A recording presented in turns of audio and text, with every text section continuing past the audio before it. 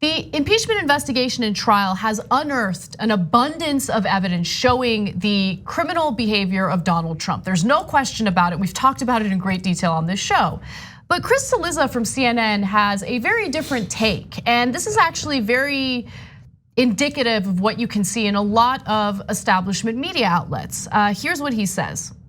Two sides deeply entrenched in their views with zero interest in engaging the other side in any sort of thoughtful conversation or debate.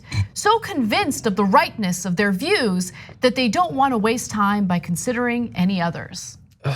So that is the type of false equivalency that you can expect from media outlets that are so worried that just simply telling the truth to their audience will make them seem subjective.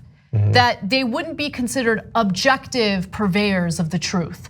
But in reality, your job as a journalist is to tell the truth and to determine which side is lying. And I think that it's very clear, if you've been following the story and you don't consider the impeachment trial boring, as he once did, that there's one side that is involved in a giant cover-up for a president who broke the law in coercing a foreign government to announce an investigation into his political rival to hurt that political rival's chances of beating him in the general election. That's what's going on right now.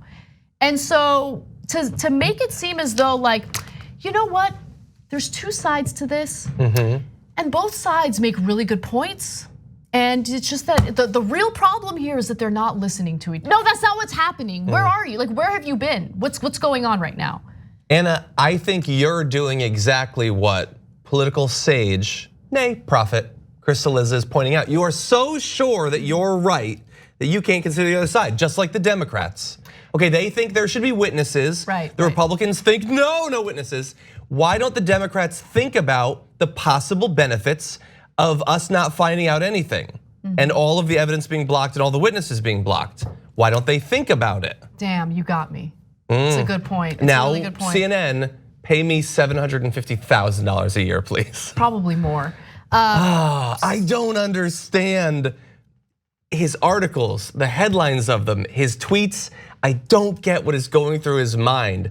And not just, I get your point about the need to appear objective and to both sides everything. That's definitely true. No. It's not about the need to appear objective. If you're a journalist, you should be objective, but objective is not the same as neutral. That's why I said appear objective. Right. This fake version of objectivity. That's what I mean. But he goes so in like a weird random direction, even in comparison to other people in the mainstream media. I was really wondering as we were getting ready to do this story, do we have B-roll of Chris Cillizza? Indeed we do. I don't know what his thing is. He seems to think that this whole thing is a game. And I think he's the only one playing it. It's so weird. So Brianna Wu, who is a congressional candidate for Massachusetts 8th District, responded. Actually, look, the one highlight of this story is that people are finally starting to call the media out when they draw these false equivalencies, right? And so Brianna Wu was one of the commenters, and I think she makes a great point. If you want to know who's responsible for hyperpartisanship, it's hack journalism like this. You are the one that makes everything a left versus right fight. You are the one incapable of seeing politics beyond theater.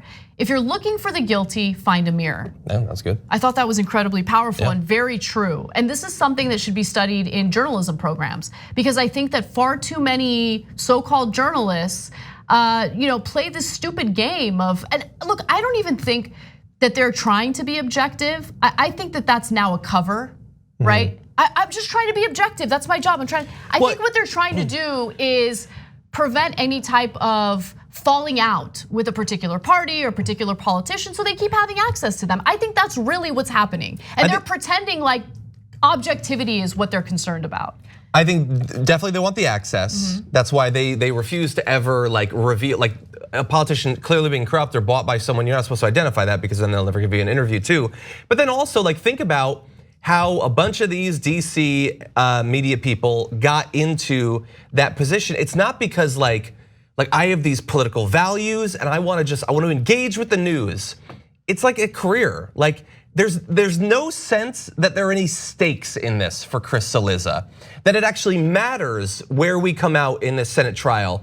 It's just a thing that he is like calling balls and strikes on the court. It doesn't matter, it's just a game. Nothing, this doesn't affect real people's lives or anything like that. That's one of the biggest distinctions between independent online media and effectively news actors. Definitely, because there's nothing real in it for them. Because if you want to work in independent media, you better damn care about what you're doing. Because if you don't, it'll be clear. If you don't, it'll be clear, but more importantly, there's no money in it, right? Yeah, so it's not like you're doing it for anything glamorous or any type of prestige. It's a tough job, especially with all these videos getting demonetized all over the place. Like, it's tough out there for independent media outlets, which is why you should support them. And I mean, beyond this show, because it's important. That's how you get real information. And I'm not saying everyone in independent media is like an angel and does great work, but there are a lot of great sources that have chosen to stick to independent media because they don't want to go along with this nonsense in legacy media outlets and establishment media.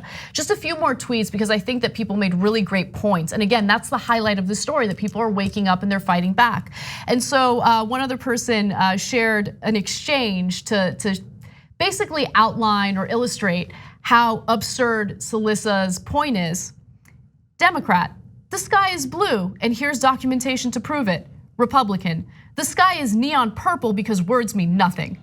Chris Cillizza, how can these two sides not consider the valid points the other one is making? Is rational debate truly dead due to partisanship? So good. Yeah. And then I like the simplicity by Jonathan Meyerson Katz, a journalist. He says, you're so good at being so dumb. Yeah, and look, I know some people will be like, okay, I don't like what Crystal is doing, but it's about impeachment. I don't really care about impeachment. But that, like what was summed up in his tweet is effectively why we had like 20 years of climate coverage when they even talked about it being, well, people disagree like between these two sides. Right. Or maybe massive tax cuts for the rich are the huge stimulus for the economy, Republicans say, or maybe every time it's been tried, it's led to a recession. Who's to say? Probably economists, but let's not bring them on. Like that tweet played out over what they choose to cover and how they choose to cover it 24 hours a day on CNN and MSNBC going back literally decades. This is not a joke. It's not a joke, exactly. There are real consequences to this type of ridiculous, nonsensical, and just false perspective. Don't miss your chance to win a trip to Los Angeles and have dinner with Cenk, John, and me. Just head to tyt.com/dinnerinla to register to win. Sign up for a free Aspirations spend and save account. Then you just register your eligibility and swipe your Aspiration card daily on purchases to gain entries. Not only are you entering to win a trip to Los Angeles and dinner with TYT hosts, you're also not depositing your hard-earned money into fossil fuel exploration or production. As a friendly reminder, even if you already have an Aspiration account, you must still register for eligibility into the sweepstakes.